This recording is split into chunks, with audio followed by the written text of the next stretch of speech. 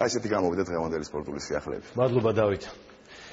ქართველი ენათმეცნიერი აკაკი შანიძის დაბადებიდან 130 წელი გავიდა ეროვნულ არქივში იუბილესადმი მიძღვნილი გამოფენა გაიმართა. გამოფენაზე წარმოდგენილი იყო ეროვნული არქივის სხვადასხვა ფონდში დაცული ფოტოები, წერილობითი დოკუმენტები, ხელნაწერები, აუდიო და კინო მასალა.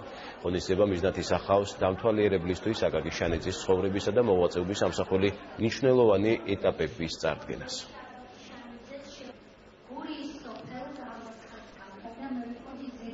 რა თქმა უნდა, ყველა იცნობს აკაკი შანიძეს როგორც მეცნიერს. მის წიგნებზე აღიზარდა არაერთი თაობა, მაგრამ აკაკი შანიძე როგორც მეცნიერი მომუშავე ერთი და როგორც მეცნიერული საქმის ორგანიზატორი, აი სწორედ ამ საარქივო მასალებმა ძალიან კარგად წარმოაჩინა.